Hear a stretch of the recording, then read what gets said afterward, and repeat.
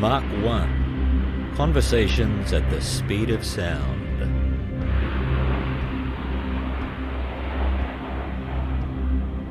Hello and welcome to this first episode of Season 2 of Mach 1, the podcast of the Queensland Air Museum, Caloundra.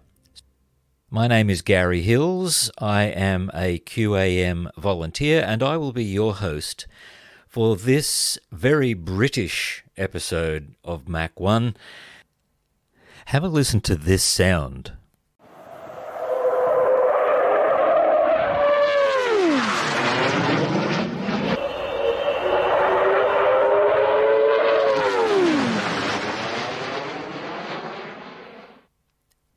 Thank you to my mate Andrew, who put me onto this. Fascinating sound. In my conversation this week with our guest, you're going to hear what that sound is and where it comes from, what causes it. In a moment, you'll hear me talking with John Lloyd, who flew for the R.A.F. Fascinating aircraft that he flew, a fascinating career that he's had. A true gentleman, and it was great to be able to speak with him. Just before you hear from John, let me tell you that you can access photos and videos and whatever else accompanies these episodes, if you'd like to have a look at them, at the Mach 1 Hangar, which is on WordPress. You can search for Mach 1 Hangar, all one word, or you could look on the Queensland Air Museum website under podcasts, and that's where you will find all of the episodes. And you will also find a link to the Mach 1 Hangar. We'd love to hear your comments. You can leave comments there. Constructive, of course. I'm sure they will be, knowing our listeners. And I would love to hear from you, especially if you have questions or you would like us to follow a particular topic or interview a particular person. Please, you're very welcome to give us your comments and your feedback there. I recorded this episode in the brand new, or let's say it's not quite finished yet, QAM studio.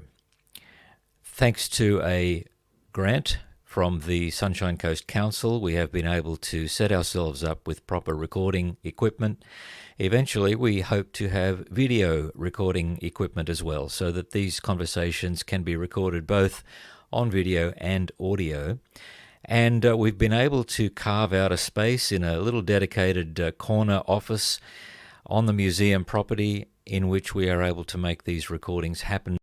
And of course, with John Lloyd's voice, you know, you could just listen to that and never end. He has the delightful, smooth British tones, and you'll hear in a moment. So thank you for joining us.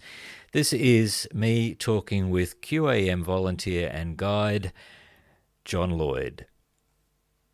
G'day, John. Hello, Gary. So good of you to join me. Now, John, you are Squadron Leader R.A.F. retired. That's correct, yes. And you're now a volunteer at the QAM. What days do you come in and what do you do here? I come in on Tuesdays and spend the whole day with people who come in. Do you enjoy that? Yes, I certainly do. It's important for our listeners to remember that our guides don't charge anything. They're all volunteers and they're standing by here, pretty much one or two of them every day. And if you come in and you have specific questions or a specific interest, they'll be able to direct you. And if you have a very general interest also, they can just guide you around the collection and give you some background and make these aircraft come to life with the stories that go with them. So, John, what if you tell us where you're from and what's your background in aviation? Okay, I was born and brought up in Kenya in East Africa and did my whole education out there. And, of course, grew up in the aftermath of World War II with Douglas Bader and the Dam Busters and all that side of things, which were the heroes that we lived with. And it was in 1949, I think I had my first ride in a Foxmoth, just a quick 10-minute flip. And I think that decided me that I wanted to fly.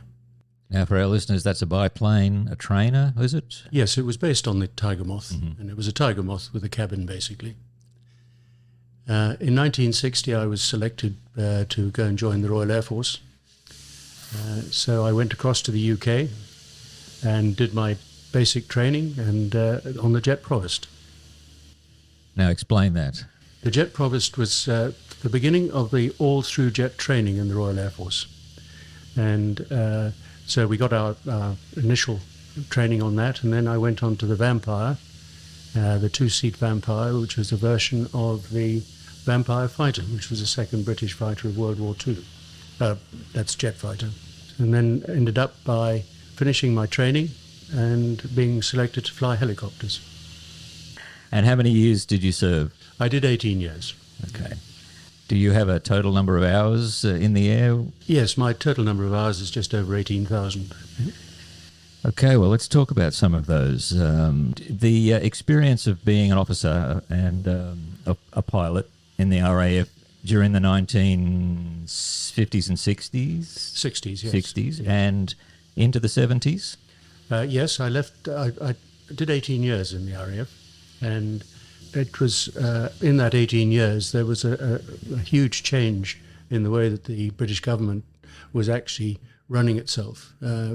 Basically, there was a withdrawal from east of Suez, so the definition and the responsibilities of the R.A.F. changed accordingly. From what to what? From being a colonial empire, it then focused its attention on the real threat in Europe, which was the USSR. What's now called the Cold War. Yes. And in what countries did you serve? Well, I had the great good fortune of doing 18 years, but 10 years of those were overseas. So I started my service on search and rescue helicopters in Libya, at a base just south of Tobruk, of course very famous for the desert rats. And that was flying a Sycamore, which was a British designed helicopter. It was the first British designed helicopter. And at the end of that, after my 2 years out there, I was selected to go back to Central Flying School helicopters, and I instructed for 3 years. That was on the Bell 47. Now, the Sycamore, this is just describe that to us. What sort of aircraft was that? Okay, it was, it had a cabin which could seat 5 people, but it was adapted for the R.A.F. As a communications helicopter, search and rescue helicopter, and then it was also used in the Far East for search and rescue and dropping troops into the jungle in Malaya. And was it used for maritime search and rescue? Or yes. It was? So you could lower life vests and drop buoys and all that kind of thing?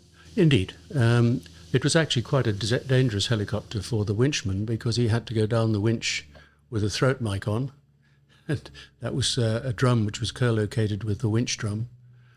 And he had to actually direct the pilot from the sea with his throat mic, which often shorted out. So it could cause quite a lot of interesting situations, really. Yeah. And did you have some search and rescue missions that resulted in saving lives? Yes, but not. I didn't do any rescue at sea. The British Army in Libya was very active in doing big exercises, military exercises in the Libyan desert, because of the agreement that the British government had with the Libyan government, who were very pro-British at the time. So it was much better to go and practice with your tanks in the desert than it was in the confines of the UK. So a significant number of the rescues that I did were injured soldiers, one form or another. And then you became an instructor in helicopters back in the UK. Yep. Okay, now the skills that you picked up as a helicopter pilot and instructor, I believe, translate in some form to the skills required to fly the Hawker-Siddeley Harrier jump jets, the vertical and horizontal flight. Is that correct? Yes, the Harrier flies in a very different format from a helicopter. Mm. It's basically a very big engine. It produces 21,000 pounds of thrust, and you direct that thrust vertically downwards to give you a vertical takeoff capability, or short takeoff and landing, which is what it was actually designed to do. That's the Pegasus, the Rolls-Royce Pegasus. Yes, indeed. Yeah. Let's come to the Harriers in a moment. Before we leave the helicopters, why would you transition then from helicopters to jets? What happened to lead you to the Hunters? Well, when I joined the Air Force, all I wanted to do was become a fighter pilot. And when they sent me on helicopters, of course, My world was not only slowing down, but it was going backwards, being on helicopters. But nevertheless, as a combination of very good instructors, I came to enjoy flying them.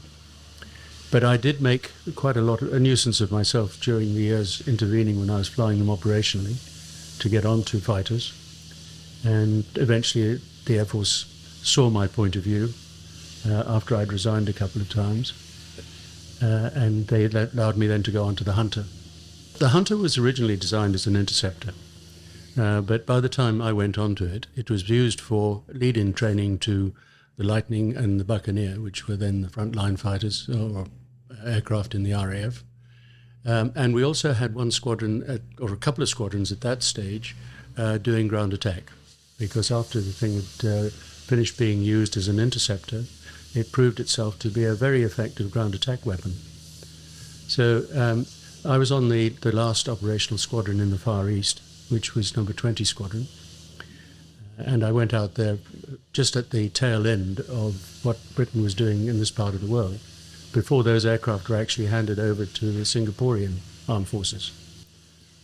And would it be fair to say that this was towards the end of the serviceable life of the Hunters? Surprisingly not. It was probably the most successful British fighter of the post-war era. And it was a highly successful ground attack weapon. And of course we used it very successfully in Aden and during the insurgency there. And then later on it was used in Bahrain. Our particular aircraft here was one of the reasons why I came to the museum, when I discovered that it had actually been used in Bahrain. And I contacted an old friend of mine who was out there, and it transpired that he'd actually flown this one. So when he came down to visit, he was living in Hong Kong, I brought him here to see it. And as a consequence of that, I met Peter Browder and David Dunlop, who are a couple of our remarkable guides here. And they suggested that I should come and try a bit of guiding. And that's QAM's gain, that's for sure. So now we have two Hunters here. Yes. What's the difference between them? The one in the forecourt here is the Mark 9, which was the last of the design series. The one in the background is the Hunter 4, which had a very different wing, and the aircraft was modified up to become such a remarkable success because of what they achieved with the Hunter 9, and it had a sawtooth edge and so on. And sawtooth edge? Yes, it was a feature that stopped the aircraft from pitching up at very high angles of attack, so that you didn't lose it in combat, basically. Okay, so that's what it did, but what is it? What is the sawtooth edge? Is that a physical design feature, or what is it? Yes, it's on the surface of the wing. It looks like a sawtooth. Okay, hence the name, yeah. And it protrudes from the leading edge of the wing, and it forms a vortex, which helps to re-energize the boundary layer and keep the air trapped on the wing, and stops the air from actually trying to flow inboard, which was what the reason was for the aircraft actually stalling out. That's a very good description. To a civilian like me, that makes a lot of sense. So it helped to stabilise the aircraft, and it affected the airflow over the wing, basically. That's correct, yes. Was the Hunter supersonic? You could get it supersonic in a dive, but of course, when you talk about an aircraft being supersonic, you need those speed features to be able to use it in combat. Diving the aircraft vertically at the earth doesn't really doesn't help anybody, does it? I'm going to play you a sound, and I'd like you to tell me what it is and why it is, if you would. So here we go.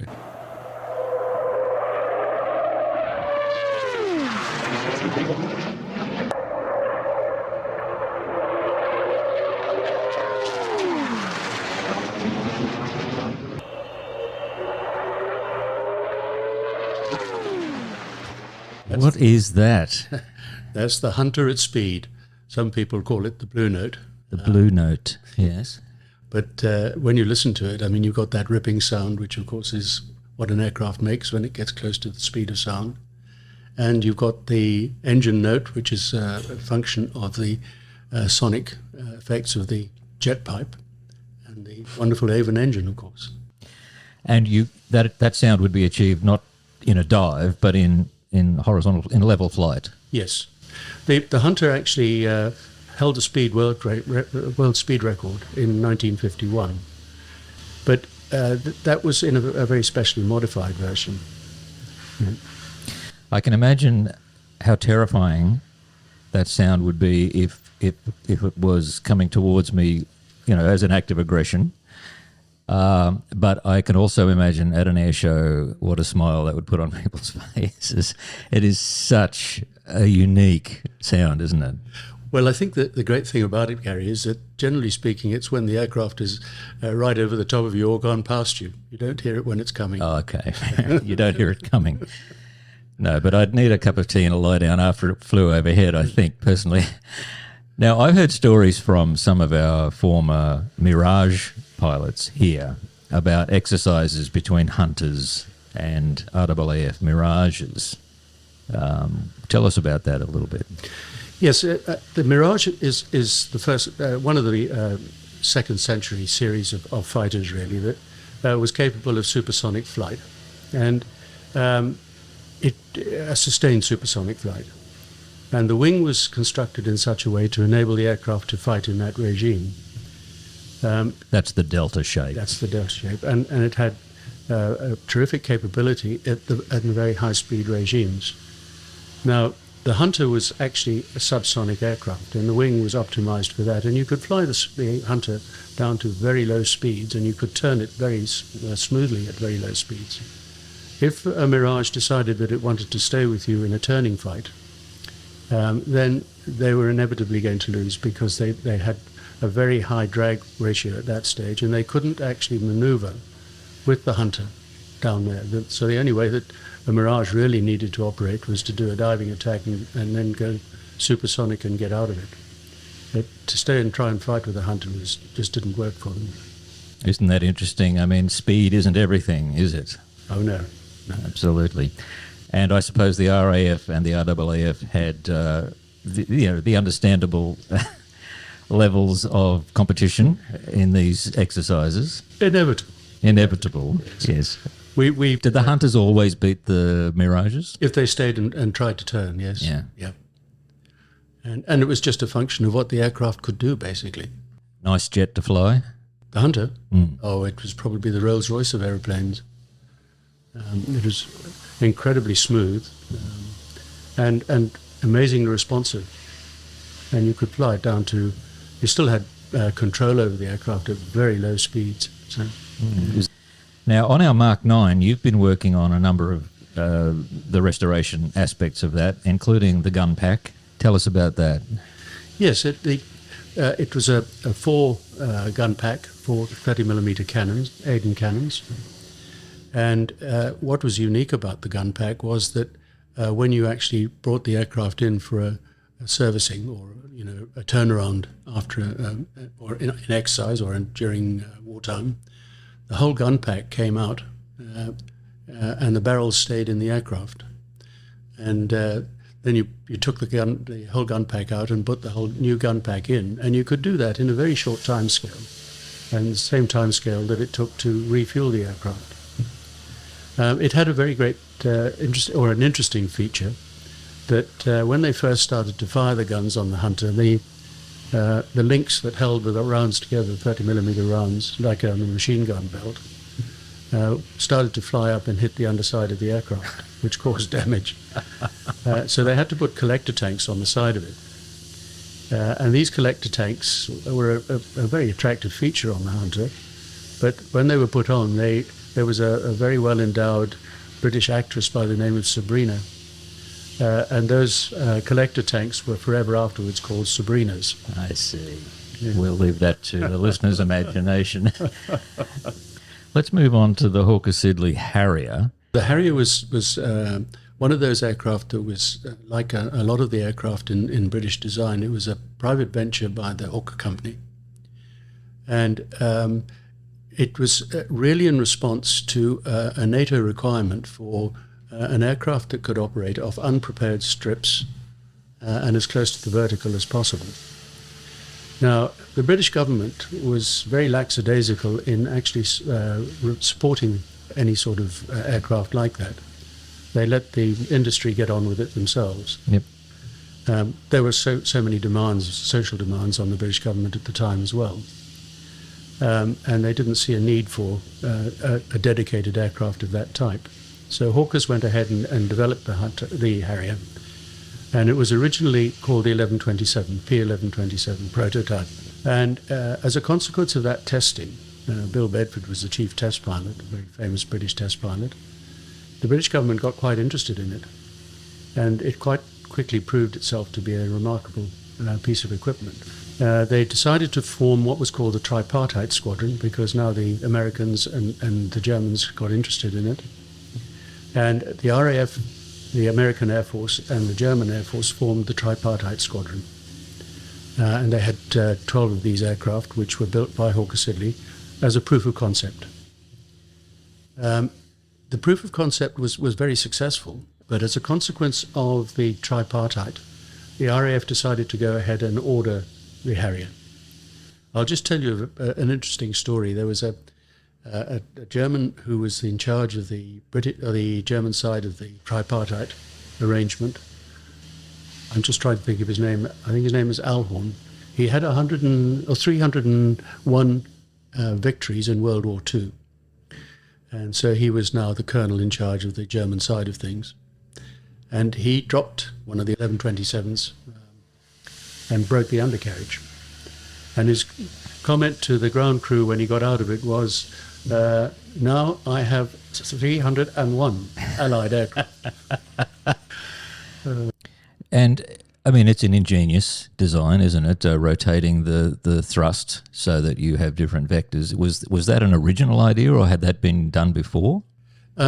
It was an interesting concept. The Americans during the 50s were playing around with all sorts of different concepts. In fact, so were the Germans as well, and the French, about the best way to actually lift a fighter into the air. And just to get back to that NATO requirement, after World War II, aircraft, of course, got faster and faster, and they needed longer and longer runways and prepared runways. And with the introduction of nuclear weapons, storage areas and so on, which had to be highly fortified. And that meant that airfields were very vulnerable. And it was the NATO requirement that the Harrier actually fulfilled in the end to operate from completely unprepared strips. Yeah. So hidden away in a forest, in a clearing, it could operate. Yes, what we used to operate it off grass. I mean, if you could drive a Land Rover over a piece of grass at 40 miles an hour and not lose control of it, you could effectively fly a Harrier off it. So what we used to do is you'd use a strip of about 300 meters long, and with that you could pretty well take off a full load. Wow. Yeah. So for people who don't know, describe what a Harrier does. How does it achieve that? Okay, the Pegasus engine exhausted its gases through 4 nozzles, which were on the center line of the aircraft, in the center of gravity. The forward nozzles were directly linked to the compressor, and the rear nozzles came from the burnt gas area of the aircraft. But the thrust from both sides of the engine was not sufficient to get the aircraft vertically airborne, okay, or to be used to accelerate the aircraft very fast. So what you did, there was only one extra control in the cockpit, and that was the nozzle lever, which sat adjacent to the throttle. So you could control the angle of the nozzle in juxtaposition with the throttle. So point the nozzles down, you can go vertically, point them at a 45-degree angle, and you sort of angling up at that angle, and point them horizontally, and you're in level flight. Yes. So what we would do is we would accelerate the aircraft very fast with the nozzles in the fully aft position, and then you'd reset a nozzle position, and when you got to a set speed, you'd pull the nozzles back to that stop, and the combination of the jet lift and the wing lift that was then being produced, the aircraft would leap into the air and accelerate very rapidly until it was fully wingborne. So in doing that, you could get the aircraft airborne with a pretty heavy load. If you did a vertical takeoff, of course, the simple mechanics of lifting a device that weighs 12,000 pounds and produces 21,000 pounds of thrust, you just do the equation, and the difference is with the amount that you can actually carry. It sounds inherently dangerous, is it? It had some dangerous features in the early days. We had a few accidents with it. No, it was not inherently dangerous. Basically, if you had an engine problem, the Martin Baker seat was a very effective seat. And while we had quite a few accidents that were caused by a particular control feature when you were bringing the aircraft into the hover, it could very quickly get away from you. But we had devices that increasingly stopped that particular problem. So the seat you mentioned is the ejector seat. Yes, the Martin Baker ejector seat. And were there a lot of ejections from Harriers? Oh, yes. Not you weren't one of them. No. I mean, the physics involved in maintaining stability just sound quite challenging to me. But you say it was they overcame those, and it was stable and reliable. Yes. To come back to the way we operated it, it was a STOL. We did a short takeoff and a vertical landing, and as Bill Bedford so rightly put it at the Paris Air Show, it's better to stop an aircraft and land than land and stop. So one of the big problems when you land an aircraft is the stopping it. Yes, the dissipation of energy, basically. I mean, one of the things that we used to do was operate right up in the forward edge of the battle area with the British Army in Germany in particular. But we did have a responsibility for supporting NATO all the way through from northern Norway round to Turkey and Cyprus. In Germany, we had 3 squadrons in direct support of the British Army. And we would go out and we would actually be on the forward edge of the battle area. So you were within 5 minutes striking of enemy positions, which gave the British Army a tremendous capability. Are they still in use? They are with the United States Marines. The British Air Force decided, or the R.A.F. decided, or the British government decided in 2010 to simply withdraw them at very short notice. I see. The original Harrier, GR1 and GR3, had increasing capabilities, but it still was limited by the size of the wing. The amount you carry is proportional to the area. So there was a proposal put forward in the early 70s that they would have a big wing Harrier. And the British government, once again, designed a big wing Harrier, but it had a metal wing, and the Americans designed one, the McDonnell Douglas company designed one, which had a carbon epoxy fibre wing. And in the end, the British government decided not to go with that design, and it was then that the Americans took over the lead design and manufacture of the aircraft with the big wing Harrier. I suppose many people may remember footage of the Falklands conflict and seeing the Harriers in action of British aircraft carriers at the time. They had a big role to play, didn't they, at that time? They certainly did. It was interesting that when the Navy started to lose its carriers, and it had Phantoms and Buccaneers flying off those carriers, there was the big fleet thinking and the desire amongst a lot of senior admirals that the only way to operate aircraft was in big wings. So they were a little bit cagey about getting the Harrier. But when they lost their aircraft carriers, the Harrier suddenly became a very attractive feature. And the Hawker-Siddeley then designed the FR-1, which is a fighter reconnaissance version of the Harrier, had a slightly different cockpit, and it was navalized. In other words, the magnesium and other features of the aircraft were changed. And, of course, the Harrier design for the Navy came out of that one. And that was because of what, operations at sea? Yes. The magnesium was susceptible to corrosion? Very susceptible, yeah. Yeah, okay. John, this has been delightful, and it's only been a very quick toe in the water, of your career, which we would love to hear more of, and we will look for in the oral history project that's coming up with QAM. But for now, if somebody wants to meet up with you, you said you're here on a Tuesday normally as a guide, and they could ask for you by name, and you'd be around the place, or they can see you somewhere and they can hear your dulcet British tones guiding them about. You've also, I just think people should know, you've spent a lot of time and effort producing a history of the R.A.F, which currently is displayed in Hangar 1 on the large screen there, a rolling display. So if you came in, you could sit on a comfortable chair there and watch the very succinct and useful history of the RAAF now that it's had its centenary. And we're very grateful to you for that and for all the work you do as a guide. Thank you, John, and thank you so much for talking to me today. A great pleasure. Thank you, Gary. So that's episode 1 of Mach 1 Season 2. Thanks for being with us. Once again, let me remind you that we are open 7 days a week, every day except Christmas Day and Easter Friday from 10 a.m. to 4 p.m. We're at Pathfinder Drive, Caloundra, just across the road from the Caloundra Aerodrome. We would love to see you. Come in and visit us soon and let us know that you've heard about the museum from the podcast, because we love to think that you who are listening might also come and meet us as well. Thank you for listening. We'll be back each week for the next 16 weeks or so for Season 2. We look forward to your company. Bye for now.